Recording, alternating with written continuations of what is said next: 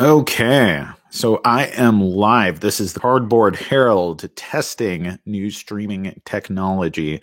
Technology that has been around for time immemorial, it feels like, but it's about time that I finally tap into it because the Cardboard Herald is going to be doing a few live streamy type things here soon. And so I figured what better way to test the waters than to actually dive in. Now, there are a few things that I want to do ultimately with the live stream, like OBS, and be able to facilitate some of my uh, like desktop sharing and that kind of stuff.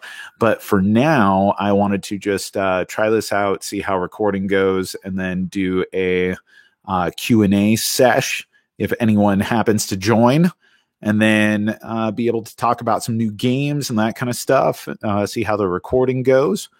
So I see chat here. I see a few people who have joined, but I don't see any questions yet. So I'm just going to go ahead and start talking about some games that I've been playing, what I've been up to recently, because that's going to kind of inform some of the things going on at Cardboard Herald here. So most recently, I've been playing a lot of Veil Wraith. I don't know if there's a lot of interest in All or Nothing's joints lately. An interesting company coming out of the UK who I think that they show a ton of polish in their games that hasn't really been making as big of a splash as I think they necessarily deserve. The Gloom of Killforth, Shadow of Killforth games are great. But they haven't risen to the level of popularity that I would have expected for the polish that they've shown. But Veil Wraith is incredible. It's the first time that a solo campaign has really made sense to me. Now, beyond that, some other games that I've been playing, Oath has been a hot thing in the Cardboard Herald household. I've gotten it to the table a few times. I had some sessions with some friends, played with my wife. I've even played some solo.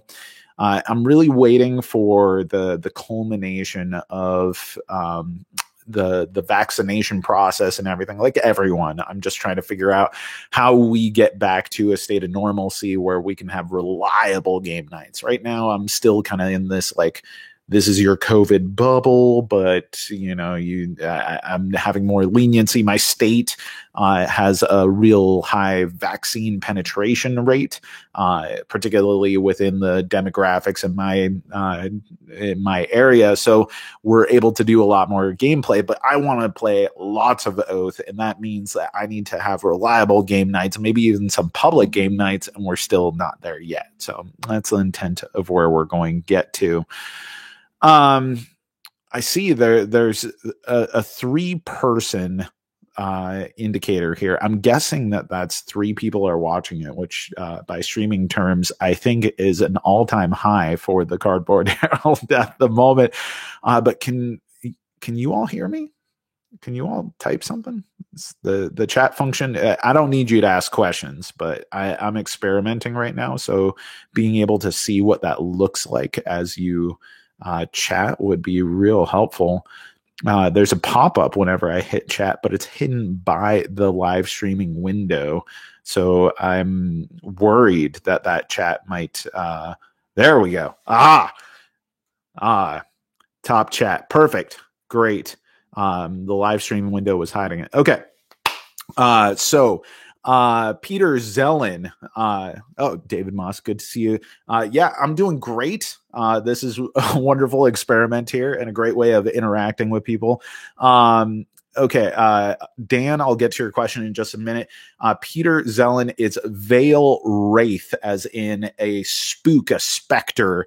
That is spelled Veil as in beyond the veil, and Wraith as in wraith, all one word. You can check it out on BGG. It's got a cool monochromatic art style, so it's all black and white, but and at first that seems like maybe that's overdoing it a little bit. Even the golden rule, the golden rule in board game rule books, where it's like, this is the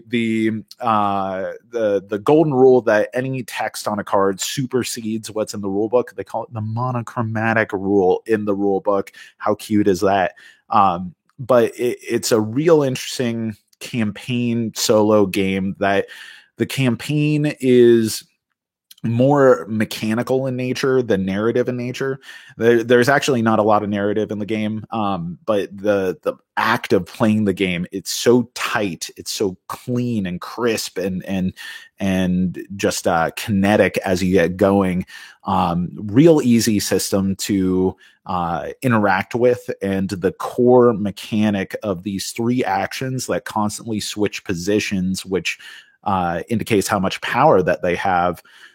Taking an action swaps them around, and that creates a lot of choices, which makes a really interesting puzzle, and you get to upgrade some of your capabilities as you go from session to session. So I've been really interested in that lately.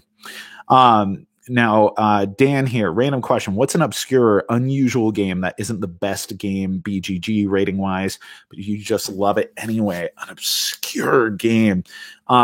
I love a lot of badly rated games. It seems like no one likes Hunt for the Ring as much as me. But as far as obscure, let's see here. Some games that have really done it for me. There are a couple titles by Weird Giraffe Games, which I think are not particularly highly rated, but I think have been really interesting things. Big Easy Busking, I liked quite a bit. Stellar Leap was a really interesting game. Not only was it visually very interesting, but the idea of trying to condense this like 4X experience into like this really narrow framework was fascinating. But as far as love, like top games of all time, oh man, I don't know. I'm kind of plain vanilla in a lot of those regards.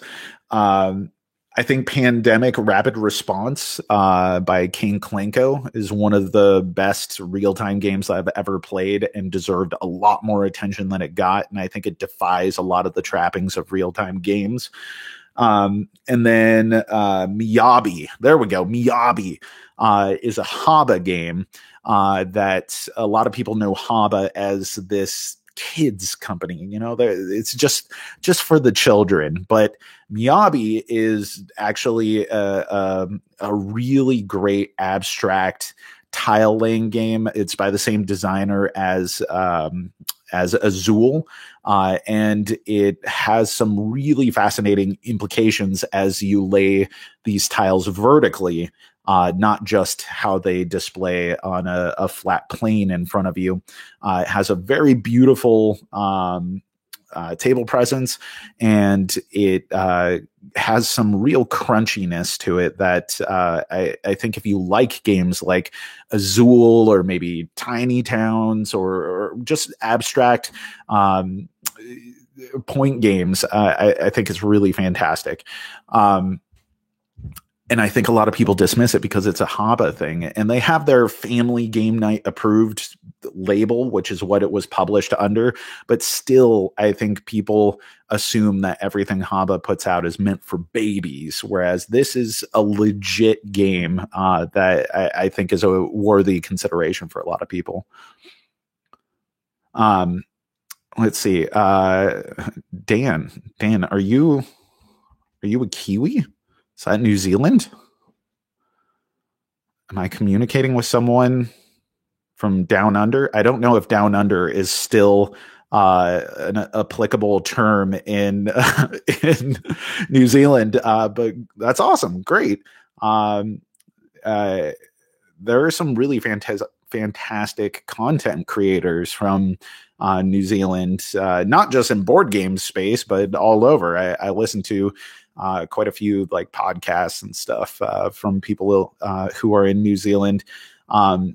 Also, I'm fascinated by the number of maps that don't feature New Zealand. Like it's just wiped clean from the face of the earth, as if it had never existed in the first place, or the mighty Cthulhu raised from the depths and swallowed it. Oh man, my dog is going crazy out there for some reason.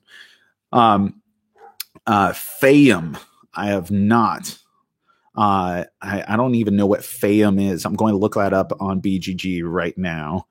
Fayum game, city in Egypt, and also the board game. Oh, you know what? Some crazy stuff. Talking about board games, while I'm pulling this up. So a lot of people are aware that there's this new Fantasy Flight announced, Unfathomable. It's the reskin of Battlestar Galactica that's in the Arkham series, their Arkham Files series. So it's like Arkham Horror version of that. They even go so far as to call it Battlestar or not Battlestar. The ship is Battleship Atlantica or something along those lines, the SS Atlantica. But what's crazy is my buddy, who we've been talking about culling games quite a bit lately. He sold his copy of BSG with the first 2 expansions, not all 3 expansions, but 2 expansions and BSG for $750 on eBay like a week ago, which is crazy. It's a huge amount of money. I sold mine for like $100 ages ago, and now I'm regretting that. But I guess sometimes it works out, sometimes it doesn't. Okay, Fayum. Advisors develop Fayum for the respect of the pharaoh and the good of the city. This is a 2020 game. Oh, it's a Friedman Freese game. Okay, cool. I really love the Egyptian theme. I'm looking at some of the components here. It has this great abstract look to it that feels very old school war gamey. I'm not really quite sure what type of game it is, but I really love the classic board game look to the map. And I think there's some abstract alligators or some other treacherous lizards on this map that you have to deal with. But this is a really cool game. This hasn't been on my list. I mean, that's one of those things. Like, I feel like I play so many new games. I'm putting out reviews all the time, and I'm barely scratching the surface of all the games that are coming out. If the Cardboard Herald were a bigger enterprise, then I'd be able to, get all these new games to the table and everything. But no, I haven't played Fayum yet. I might have to see if I could get a copy of this onto the table, because so much about this, just from a visual perspective, looks like something that would be of really great interest to me. The abstract components are awesome. Let's see here. Oh yeah, Raiders of the North Sea is great, and the Raiders of Scythia is also a fantastic system. Just the Raider system in general, and I'm personally preferential to Raiders of Scythia because I'm a real big history buff, and the Scythian culture is really interesting to me, and I really like the art style, but the Miko, who does the artwork for Raiders of the North Sea and Paladins and Imperium Legends and Imperium Classics, are hot new games that the Miko does artwork for. The Miko. I think it's the Mako. Something like that. Real incredible artist with such a distinct style. And what's interesting is that artist did a series on the Song of Ice and Fire, the Game of Thrones characters, ages ago. And you can see that artwork rippled throughout the Song of Ice and Fire fan community, particularly with like certain content creators like Preston Jacobs uses them all the time, because it's a real cool, cartoony, and cohesive look for all of these different characters. But it is such a rudimentary version of that artist's art style, which has evolved and become so much more elaborate, still visually distinct, and you can see that lineage. But it's really interesting going back to this stuff. And that those Game of Thrones characters were actually used in the Fantasy Flight Game of Thrones Hand of the King game. I talked with Bruno Catala about this. I did an interview with him. And I remember asking him because I recognize the artwork from Preston Jacobs theory videos. And Bruno Catala, he was telling me that he designed this game. He wanted it to be a Game of Thrones game. And then he was looking up prototype artwork to use. And he discovered this artwork that was just like a bank of all of the Game of Thrones characters, both really big characters and really obscure characters like Marwyn the Mage and, Miri Mazdur. And I don't know, there's probably some Braxtons in there, lots of obscure characters. And he was like, this is so cohesive and visually great. I think I want to ask this person and Fantasy Flight Games if they'll make it work all together. And it did. It was great. It was probably the best thing about that game. It was a fine game. Okay. Let's see here. I'm just taking a look. I appreciate you guys who are here. Do I play sandbox games? So I'm not sure what you mean by a sandbox game. Are we talking more like Seventh Continent type of stuff? Games that can be persistent going forward and you can just kind of immerse yourself in them, come back to them later, have save points, that kind of stuff. I want some more information here, Dan, about what we're talking about. Yeah, Merchants and Marauders, and kind of like open world games where you can freely just kind of interact with the world. Legends of Zia. I don't know. Would you consider Eclipse a sandbox game? Maybe that's a little too tight of a structure. You're not like really going out on missions and that kind of stuff. To me, I prefer a more cooperative sandboxy situation. So the types of things like Seventh Continent where you can freely explore, come back, make safe decisions. I mean, you could play that in perpetuity so long as you're safely taking care of yourself and not dying. So you can minimize your risks, come back to safe locations, that kind of stuff. I really like that kind of thing. Also, the recent Forgotten Waters by Plaid Hat Games allows you to really explore this wide open world. And it has some of those classic narrative adventure game hooks like, Tales of Arabian Nights or Agents of Smersh and that kind of stuff. But this is, it almost feels like they wanted to adapt a open world video game where you and your crew could visit random islands and go down separate side mission plot lines and that kind of stuff. And freely explore things. Not quite like Merchants and Marauders or Zia because it's cooperative as opposed to competitive. But I think I think you should definitely check out Forgotten Waters if you haven't done so, and that sounds interesting to you. I really enjoyed Forgotten Waters mainly because it felt like a resetting of Plaid Hat Games, which is a hard thing to say because I feel like Plaid Hat kind of lost their way. Not necessarily like through decisions of their own, but through the purchasing and acquisitions and getting in the fold of Asmodee and FTZ and F2Z. But just part of these mega corporations and investment companies and that kind of stuff, the story of them separating onto their own and then not re-releasing, just releasing Forgotten Waters is really a great feel-good story for the tabletop gaming community, especially as so many things have been acquired under that umbrella, the boot heels of Asmodee. And for it to be a really cool game that feels fresh and alive and really inclusive.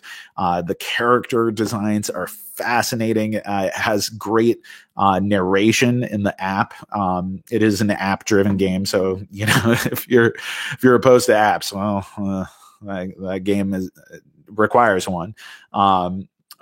though I think they were talking about trying to figure out how to get people PDFs for things, so that way if they fully wanted to play without an app, then you had the capability to just look up all of the answers and responses to everything. But there's also a good strategic feel to that game. Like there is physical, well, not there is physical interaction, but you are making choices, even if it's still within that kind of adventure game vibe. So we're hitting the 20-minute mark here, and this was meant to be some sort of just test. I'm going to keep on going for a few minutes. I figured I'd take it to about 5:30 local Alaskan time. So I got about 10 minutes left here, and that gives me some good material to reflect on and see how this went. But to get into some of the discussion about like what live streaming is hoping to accomplish with the Cardboard Herald, one, it's a good Q&A thing. I could have a focused Q&A thing where I could actually announce that the Q&A is going to happen. For one, that would probably bring a few more people in. But I could also propose some topics and that kind of stuff. And as people get accustomed to schedules and that kind of stuff, we could have a lot more discussion here.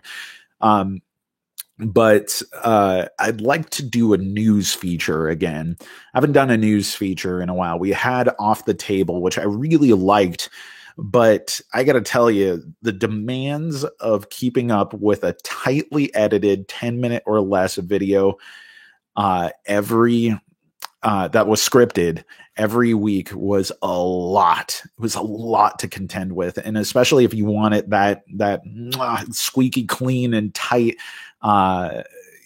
it's a lot of work. Clearly, I have a hard time being concise about anything. So the hope was that I could figure out a way of using streaming to have a more conversational weekly show that would discuss board game news. And then we could also take into account audience questions and that kind of stuff, hold it at a weekly regular time, and see if we could put that into both the video channel as the live stream and preserved on the YouTube channel. And then the audio version could go up on the podcast channel. And that way we could have this discussion about new games coming out. We could have audience interaction and discussion and that kind of stuff. But we could also talk about gaming news or topics. This is actually the buddy who ended up selling his Battlestar Galactica. I hope he doesn't mind me talking about selling and how much he got for it. But, we have a lot of reflections, having been in the game industry or been enthusiasts for so long. He has a similar origin story to me of growing up playing games and then playing lots of competitive CCGs and that kind of stuff. But years ago, decade plus ago, kind of falling in love with cohesive box tabletop games and falling down the rabbit hole. And now reflecting on things like Kickstarter, culling your collection, managing campaigns, acquisitions by corporations, the originality of new games coming out, app integration. These are all great conversational topics that I think could be part of this Off the Table weekly show as well. So I'm hoping to kind of integrate some of that into this new format, which will hopefully be less pressure and more good content, and be something that I think is more of an enjoyable rather than laborious experience to put together. So that's kind of the hope, the dream, the idea in doing some of this live streaming stuff. But I'll find other opportunities to take advantage of this. This is cool how easy it was in order to get it going on YouTube. Of course, they want to make it as easy as possible. I'm a little bit bummed that YouTube doesn't have the ability to inherently just like display my desktop. So I think I would have to stream through OBS. Sup, computer kid? I'm doing good. How you doing? What's shaking in your neck of the woods? You just here for the show, for the Q&A, for the live stream test as I try to figure out what the hell I'm doing.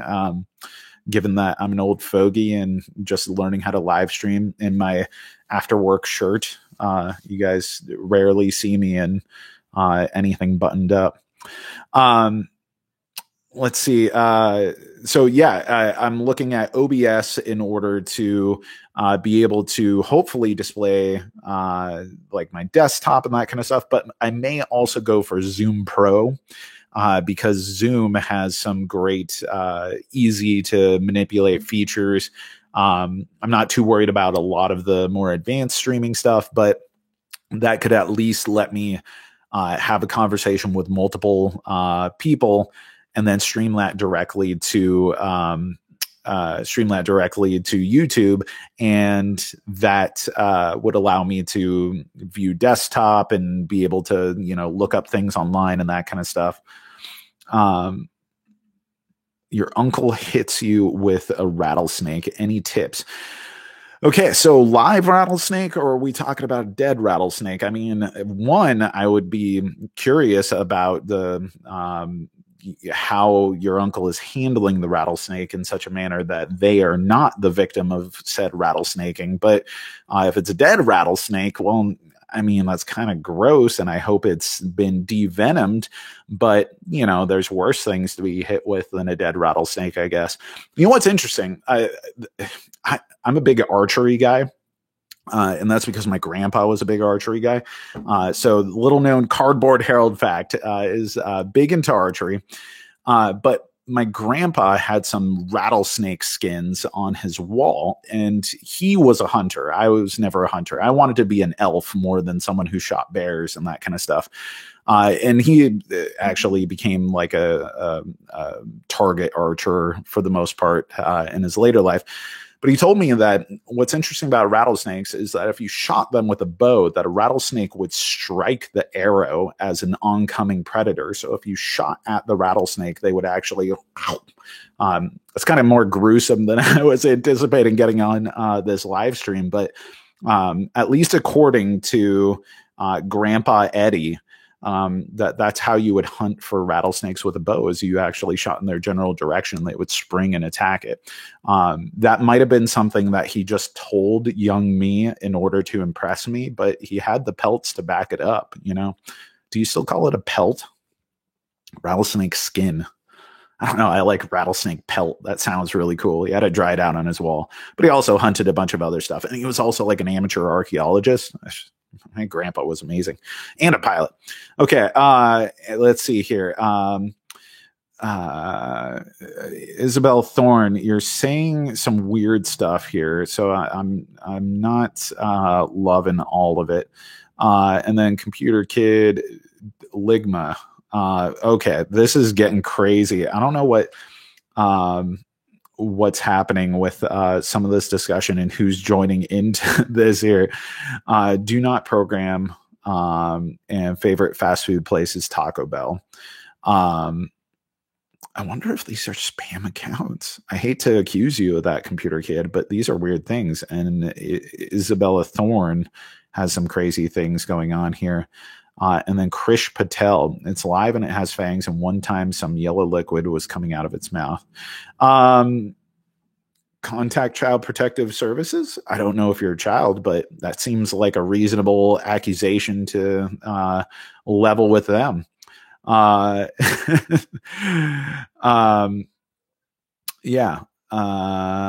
That's about all I have to say. Computer Kid, you just want to know more about me. Okay, so Taco Bell, Juneau, Alaska, where I live, does not have a Taco Bell, and it's a crime. And I'm talking about fast food. I'm not talking about the Chipotles. I'm not talking about the Qdobas, which would probably be my proper favorite fast food, but that's kind of like they have a different name for that. It's like casual fast, or I forget what the classification is that they use. That's their own branding, but they want to stay away from it being fast food. but Juneau, Alaska, we're the capital. But we're a very small city. We only have like 35,000 people here. And for at one point, to tell you what kind of crunchy people live in Juneau, we had 3 Subways and only 1 Taco Bell. And that Taco Bell went away. Did not survive. And that's the kind of life that I'm leading here. Video game to play on the channel, Computer Kid. This is a tabletop gaming channel, and this is my first stream on this. I play a lot of board games, but if I did play video games, they would be stuff on this channel. Hollow Knight, pretty in love with Hollow Knight. I played through it several times, 100% of that bad daddy a few times. I like a lot of indie games. A lot of Hades, playing a lot of Hades lately. I hear Slay of the Spire is really good, which is kind of like merging tabletop gaming concepts and indie games, and I haven't actually played it. That's one that needs to hit the table. And that new Mario & Rabbids game looks pretty dope. The first one was awesome. Let's see. I buy or have bought some board games from eBay. You guys are at least listening here, which is great. I have played Mancala before, Krish Patel. I've also played a lot of games inspired by Mancala, like Five Tribes. Fantastic game. And then Isabella Thorne, you buy or have bought some board games from eBay. I bought my copy of Hero Quest from eBay. Otherwise, I mainly just get games retail or on Amazon or at conventions, that kind of stuff, and I get a lot of games sent to me as a reviewer. So, I have to admit that the majority of the games that I acquire at this point are through review copies. So this is just hitting the 31-minute mark. So I'm probably going to be going and making some dinner here soon. I hope that you all have gotten something out of this. Editing software, really quick. Okay, answer these questions. Computer Kid, I am using Final Cut Pro FCP. 5 favorite songs, dude. Okay, you're relentless. I will say 5 favorite songs. Okay, do this really quick. All right. We're going to go with so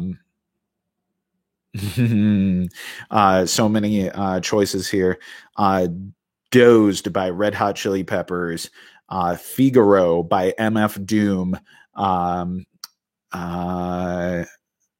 And then I have to put a Beatles song on here, and I have too many choices. It would probably be off of Abbey Road. Golden Slumbers is what I'm going to go with for the Beatles. When the Levee Breaks by Led Zeppelin, because I'm basic, and that song is amazing. And then song that just gets me pumped, No One Knows by Queens of the Stone Age. And then I think that rounds out all the questions. So I'm going to sign off here. I really appreciate people asking questions. Computer Kid, I don't know how you found this. You like classic rock too.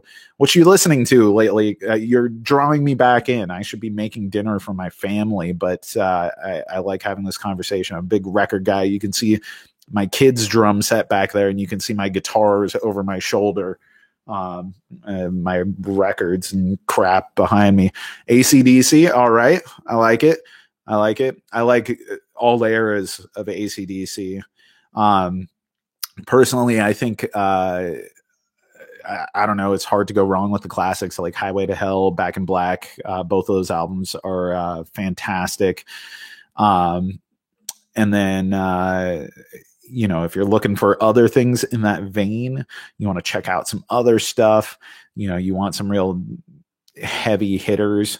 The Led Zeppelin albums, first 6 Led Zeppelin albums are incredible. Sounds like you're already into that. If you don't mind some bluesy stuff, some of the Stone stuff, that Mick Taylor period is awesome, irreplaceable. Then there's some unknown or lesser known bands that don't get as much heat anymore because people have forgotten about them. But like Humble Pie is real good from that era. I think that Cream doesn't get as much attention anymore. Like Disraeli Gears is an incredible album, and Ginger Baker, Jack Bruce, Eric Clapton, an unstoppable trio. And then the 70s stuff just opens up to everything. I mean, you're getting the beginnings of Queen, you're getting even arena rock bands, Foreigner and Journey and all that kind of stuff. And then a personal favorite band that I think deserves more attention that people don't pay as much attention to is Little Feat, spelled F-E-A-T. Man, I'm just going all over. Loaded Diaper. Okay. This is definitely becoming a live stream here. All right. Well, I actually got to go. So I am going to leave it with Loaded Diaper as one of the last discussion points here. And from Diary of a Wimpy Kid. I've seen those books, but I've never seen anything associated with it. All right. Well, thanks, everyone. This has been an educational experience for me. Thanks for all the discussion, everyone who participated, and I'll figure it out from here. Bye, everyone.